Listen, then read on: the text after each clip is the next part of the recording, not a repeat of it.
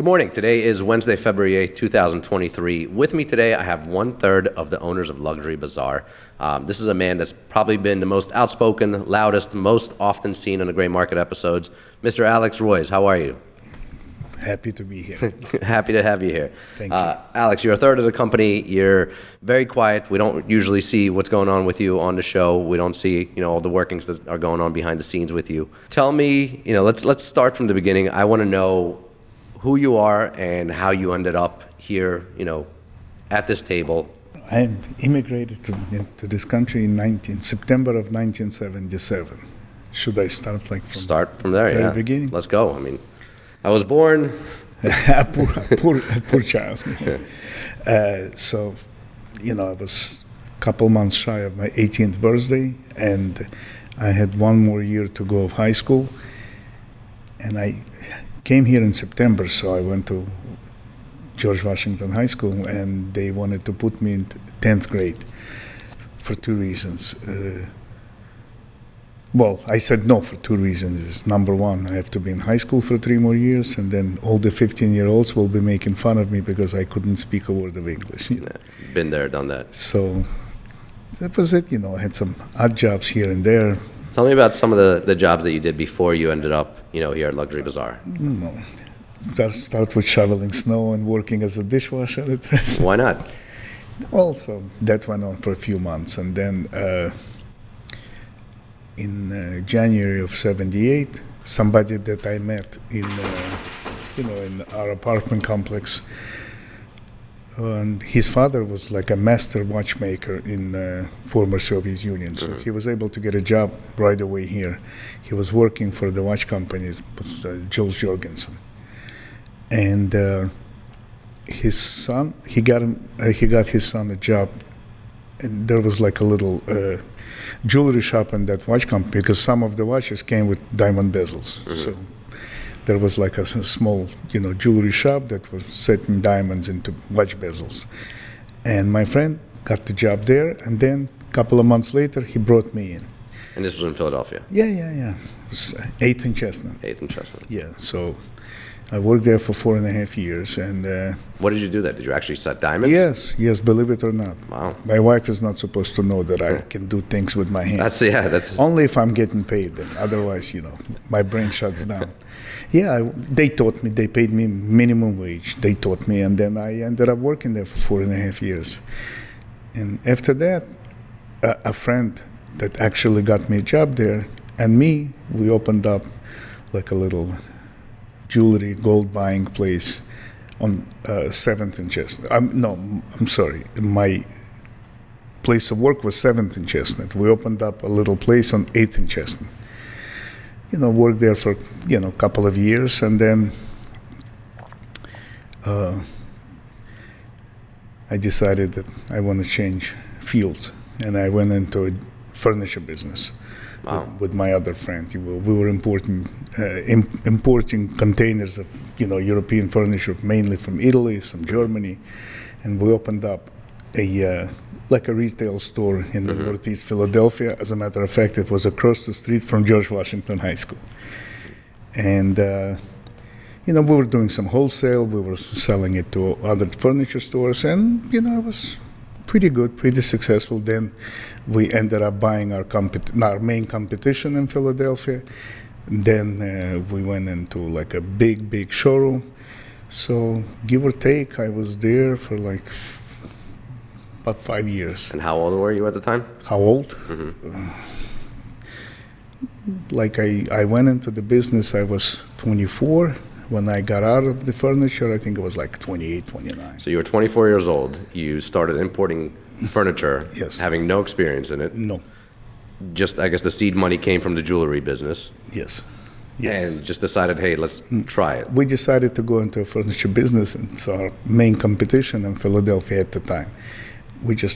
At night we went by their store where they were throwing trash out, and we got some, names of the companies, the furniture companies, and we wrote them a letter. They invited us to the show, and that was that. Wow.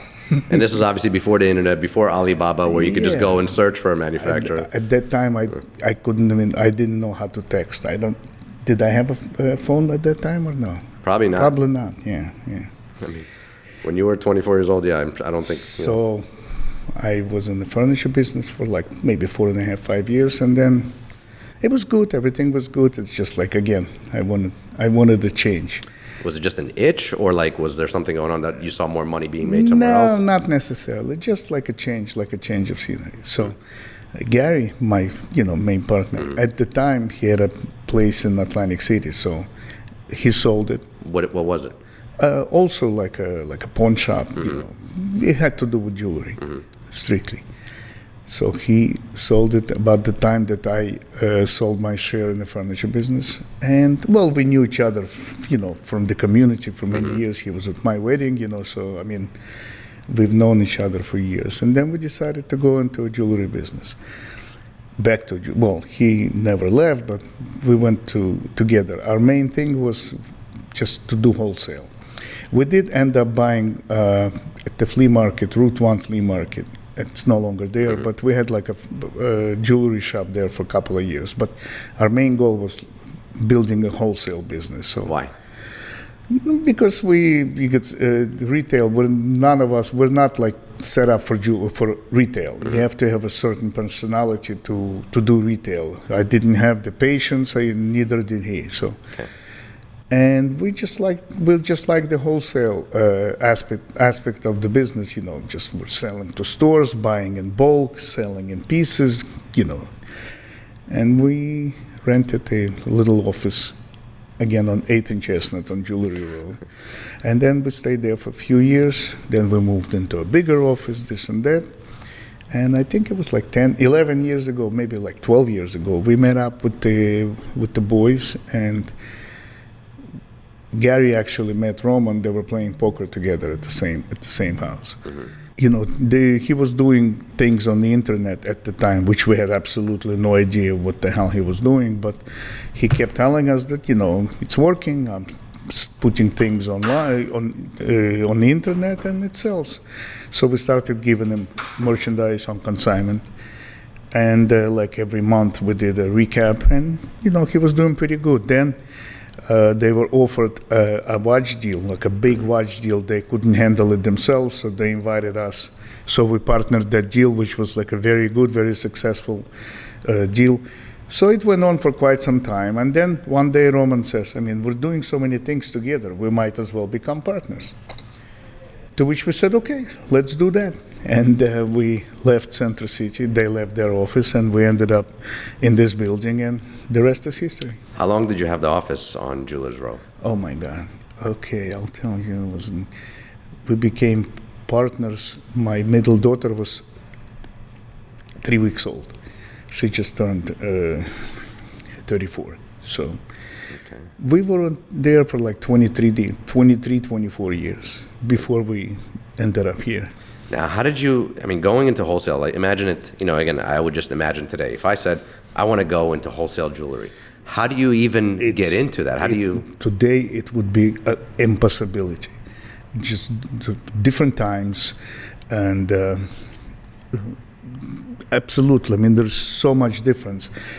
Like back then, you hardly had to give credit because people knew they bought something, they had to pay for it right away. And same thing with us. Whenever we went to buy things to resell, we had to pay for it right away. Right now, it's just the business changed a lot as well. So just too many variables. But I don't think even with our experience today, we would be able to start from scratch. Now, how did you, what was, the driving factor? How did you decide, here's a package, it's $100,000, let's buy it? What was the decision process like? Listen, you go to college, you pay for an education. Mm-hmm. Here, if you make a mistake, that's how you learn. That's the only way to learn. You can read all the books there are. Unless you start risking your own money, buying things, taking a chance here, taking a chance there, it's not going to work out otherwise. And how did you end up selling? We had some minuses. We did some bad deals. That was the lesson. The only ones that don't make any mistakes are the ones that are not doing anything. You know? So how did you end up, like, how did you find customers? How did you go out and find these stores? Well, we knew a lot of people, you know, being in the business, and then we advertised that, you know, we do wholesale. Mm-hmm. And people, you know, it was word of mouth. People would start come to us. You know, some people we knew, some people we didn't know. They brought them in, or they heard about us. We always had like great reputation. And nobody can say that, you know, we always did it fair and square. Of course, we made money, but we were always fair. We always tried to leave, like they say, meat on the bones. You know, we would not try, you know, to get every last penny. We always left room for the next guy to make a profit. That makes sense. I mean, that is the way to do it. Right. Well. And you said that today it would be really hard to replicate that. It would be absolutely extremely hard because it's just so much different. The gold is way up from what it was before. These mom and pop stores are no longer existing to the like they were back then. I mean, a lot of business is done on the internet, so you have to establish yourself there. I mean, it would be, okay, maybe not impossible, but would be extremely difficult. And it would, I don't even know if it would be something I would want to get into. If I had to start from scratch today. Is there anything that you would change if you go back in time? You know, would you change something, for example, stay in furniture or? No. I'm happy with every move that I've made, you know. Everything that's done is done for the best, you know. So, of course. No, I have no complaints. What's the most memorable thing that you can, you know, remember about that time being in the wholesale, you know, being in an office with Gary and you know, having that hustle? Should I tell you like a good story or a bad story? Tell me both. Well, the bad story was we bought one time we bought 20,000 Parker pens. It's a big, huge deal. After we bought them, we realized that people don't write anymore; they email. But we had like a 18-wheeler pulled up like a little 2-lane street in Center City, Philadelphia, and our office was like on the second and the third floor. So the third floor was like a warehouse, but of course no elevator. So we had to unload all those boxes in. The cops were screaming at the truck driver to move, so we had to take care of that. And in the meantime, on that same day, we received a big $100,000 package from one of our suppliers in Massachusetts. Mm-hmm. And we were not like, we had no time to look at it, so we just decided to ship it back. We shipped it back, but in the haste, we forgot to insure it. And of course, it got lost. Wow. So the Parker Pen deal was one of the worst deals we ever made in our lives, from the loading and unloading point of view and the financial point of view. Course. And then on top of that, we lost a $100,000 package in that day. How many of those pens do you still have left? None. Thank God. No. Thank God. No. Very nice. It's a very bad memory. What's a good memory? Well, good memory. There was many more good memories. Like we would buy deals like sight unseen. We had like one of our suppliers says, "I have this lot. It costs us so much. This is what I want. I think it's for you. I think you should buy it." And we would buy it, and every time we bought it, it was either a good deal or a great deal. So it was never bad. So it's just hard to tell. But there was a lot of good days, a lot of good memories, many more than bad memories. But the bad ones usually stick out in your mind. Yeah, 100%. Those are unforgettable. Right. How did the partnering with Roman change your life, if it did in any way? Well, it changed tremendously. You know, first of all, now we can turn the computer on and turn it off. So that's a plus. Gary and I, we can do many things on the computer that before we didn't even know those things existed. But just the whole concept of the business, it's not something that we did, or it's not something we would have done without the young people that are driving force. You know, they go with the times. We sometimes don't. You know, we buy, we sell. You know, we get caught in those things. But thank God we have our younger generation that picking us up and taking us to the finish line. Yeah. Now, if you didn't have this partnership, if you guys never merged, do you think you'd still be doing what you were doing? Probably. But again, a business would have changed, not in the best way, from us being in Center City. Because the business that we've done for 20 some years was almost came to non-existence. Meaning, like I mentioned before, those little stores, those mom and pop stores, right now they're pretty much obsolete. It's between the internet and the big stores and the chains and the malls. I mean, you can find the jewelry store here and there, but not nearly as much as it was before. And those were our main clientele, you know. You think you would have kind of disappeared along with them? Well, it's hard to tell. I hope not. Yeah, I mean, you know, so thankfully, you made the right decision. Right now, I can say, of course not. Yeah. But I guess we got lucky in a sense. And so you have 3 daughters, obviously. Yes. That I'm aware of. Yes. Me too. Have you ever considered, grooming any of them to take your place? I mean, this is something you build over decades. No, they never really showed any interest. I mean, they're extremely professional, all 3 of them successful, and no, it was never part of the discussion. It was never like in my mind. I never brought this up at the dinner table. It's just like, they did their thing, and I'm happy with what they did, and that's it. Like with these types of businesses, typically, like if there isn't somebody to pass it down to, it just dies. Yes, I know. If you had a son, do you think you would have groomed him? Probably. Well, like Gary groomed his son. He's a huge part of our business. Yeah. So, I mean, yeah, I guess. Makes sense. We would never know, since I'm too old to have any more kids, but... Never say never. Now, going forward, you strike me obviously as a person that, never is going to retire. That even if you actually are retired, you're not done working, you're not done thinking, you're not done planning. I don't have many hobbies, so I guess. Correct. I should come here. So I'm assuming you're going to be coming to the office every day until the day that you can't make it in. Yes, but as long as they'll have me. Okay, sounds good. Yeah, I think that actually makes sense. And on a daily basis, what are you mostly, busy doing? Like, what are you actually handling? I guess. Well, in our like a jewelry side of the business, I'm handling a lot of finances. I'm handling posting things on the chat, and just doing different things. Are you guys still buying a lot in bulk? Not as much as we used to, because again, the business has changed so much that those lots, those bulks are not available the way they were available before. Right now, our main niche today is like branded jewelry. We try to promote that as much as possible. Brand new as well as second hand. I mean, we do have other things, of course, that we offer and provide people with. But we're like our main thing today is like branded jewelry. Yeah, that makes sense because there's less competition. There's less competition, and again, there is a clientele for that. Yeah. There is no clientele for those little pieces in bulk that we used to buy before. Amazon has really changed the game with that as well. Of course, not all, Amazon being one of them. Yeah. I mean, of course, a huge part, but besides Amazon, there's like huge changes. Okay.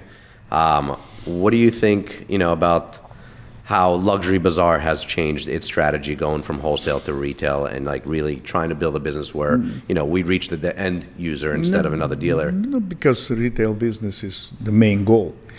You would rather sell retail and get paid than sell wholesale and give terms. Yes, I guess you need both. It could be a healthy mix, but retail, of course, is the main thing. And what you guys do with this gray market, and you mostly promote watches, but it's okay. It's all good, fine. Maybe in time we're gonna address jewelry a little bit more also.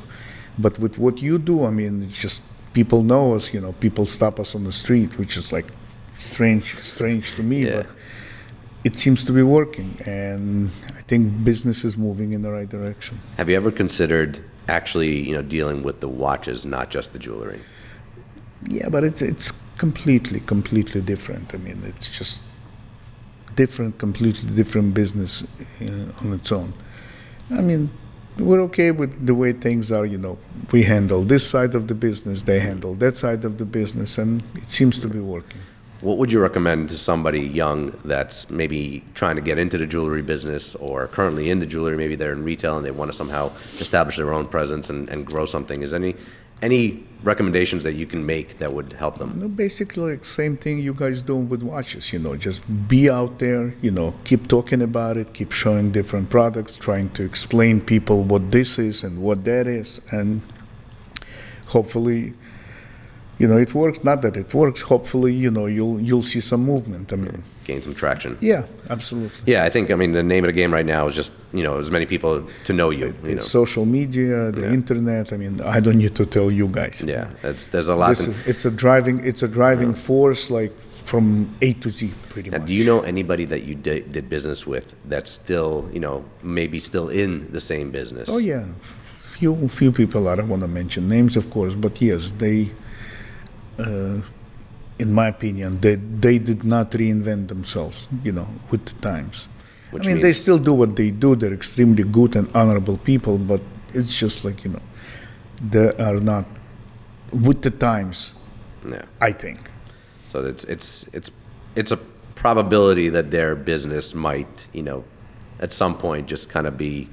Well, I'm sure it's down. It's not what it was before, but God forbid, I don't wish them bad. But it's just like a few businesses, they still do business the way we did business 25, 30 years ago. Now, if you were a young man today, if you were 25 years old, let's say you just came to this country, what would you do?